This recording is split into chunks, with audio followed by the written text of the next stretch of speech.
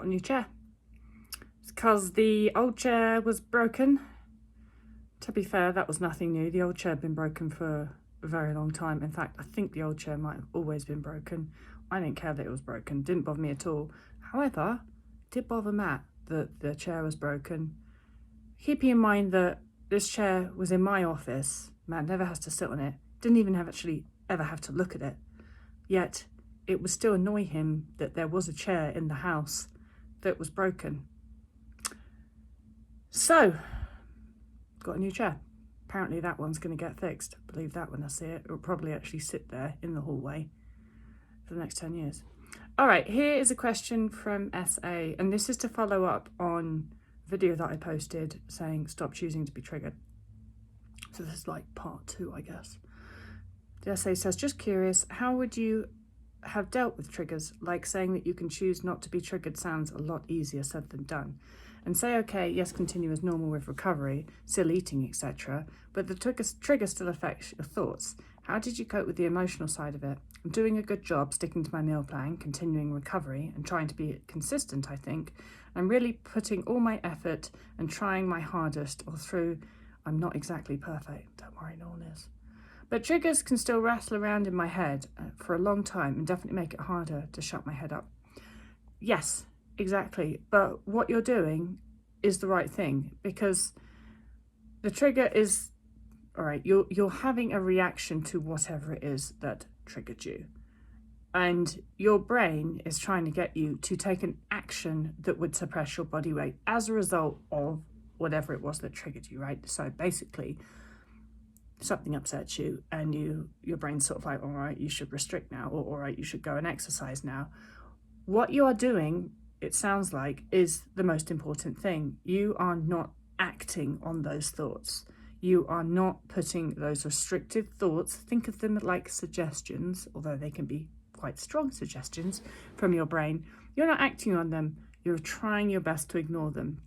So actions are very important as far as neural rewiring is concerned, because if you take an action, then your brain then learns that, well, that's quite important, because actions are important. You just did something, that's important. And so the most crucial thing is that you do not allow yourself to change your behavior as a result of being quote unquote triggered. Now, the emotional response is definitely more difficult to deal with. However, you're going to hate me for saying this, but I'm going to say it anyway. It is always a choice to get involved with an emotional response that your brain is having. I know a lot of the time it doesn't feel like it is, but it is. And you know, I think we all know that that's true deep down. For example, I really wanted to lose my temper about something the other day. I can't remember what it was right now. It was something like the lawnmower broke, which sounds really like it would be a small thing, but I live on a fucking huge farm and I've got weeds to deal with, and anyway, something like lawnmower breaking is actually quite a big deal. So, and I just wasn't in the mood. I'd had a hard day, it was hot, and I had 20 minutes to get some mowing done before the next thing, and the lawnmower broke.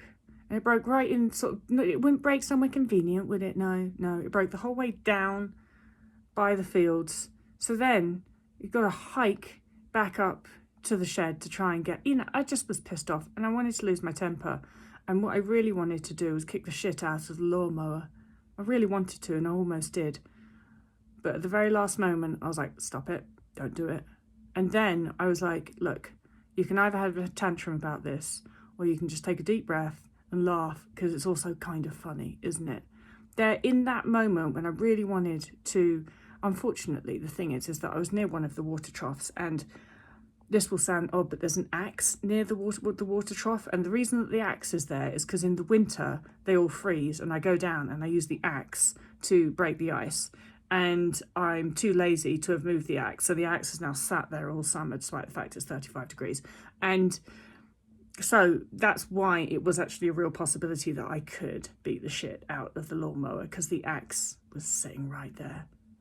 Anyway, but I didn't. I took a deep breath and I thought, this is kind of funny, isn't it? Gotta admit. And I made the decision in that moment to stop being a prissy little bitch and to actually just suck it up, because it's not the end of the world, right?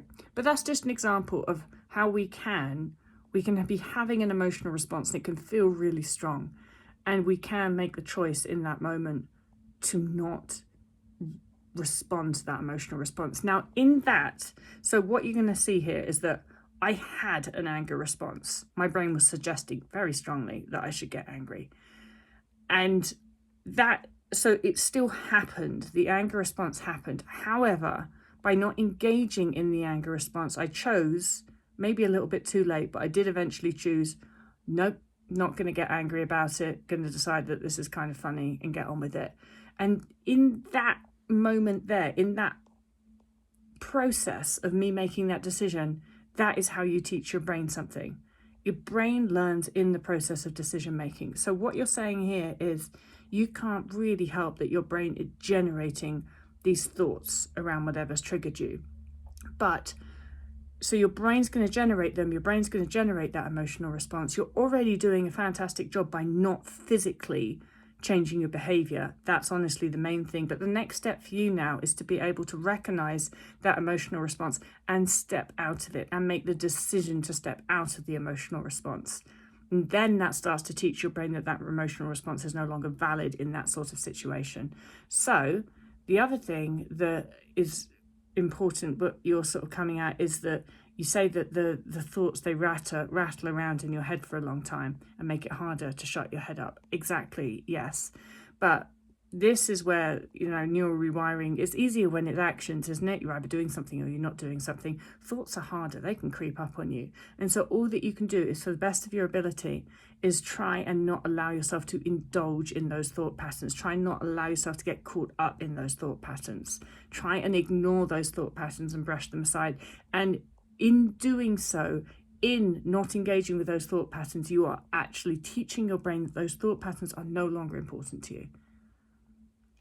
And that is how we then eventually result in having a brain that doesn't bother generating those thought patterns anymore, because your brain has been taught, oh, my human's not interested in those thought patterns. That was a long, rambling answer to your question. I don't know if it was any help or not, but thanks for asking it. All right, bye.